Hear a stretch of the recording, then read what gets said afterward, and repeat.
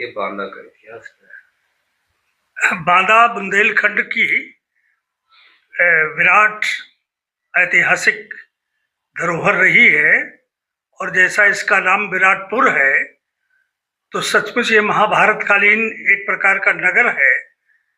जिसका इतिहास सर्वाधिक स्वर्णिम रहा है। और विशेष रूप से बांदा के संबंध में जो पुरातात्विक साक्ष्य हैं, उनके आधार पर भूरागढ़ और कालिंजर दो ऐसे किले हैं जो हमारे सामने अब भी विद्यमान है। अपने पूरे इतिहास को समेटे हुए भूरागढ़, जहां पर महाराज गुमान सिंह और छत्रसाल के परिवार से जुड़ा हुआ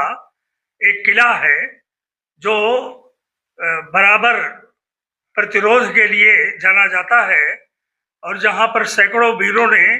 बलिदान दिए आजादी के इतिहास में। ठीक इसी प्रकार से कालिंजर फोर्ट भी वो अजय दुर्ग है और भगवान शिव का उसका तो इतिहास वैदिक है और प्राचीन काल से ही वो महाशिव के रूप में, शिव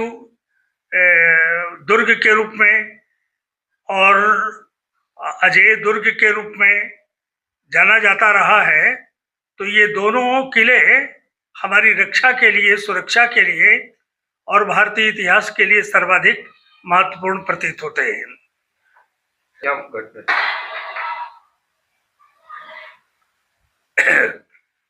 ये भूरागढ़ का किला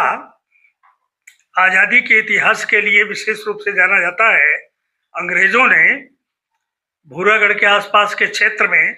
जब आक्रमण किया, उस समय सैकड़ों वीर यहाँ पर फांसी के फंदे पर झूल गए, लटकाए गए और उन्होंने अपने प्राणों का बलिदान कर दिया।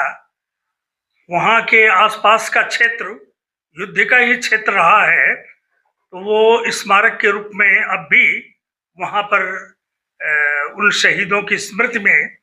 आयोजन किए जाते हैं। विशेष रूप से मकर संक्रांति के पर्व के अवसर पर जिन्होंने रक्षा किया था, अपने प्राणों का बलिदान किया था,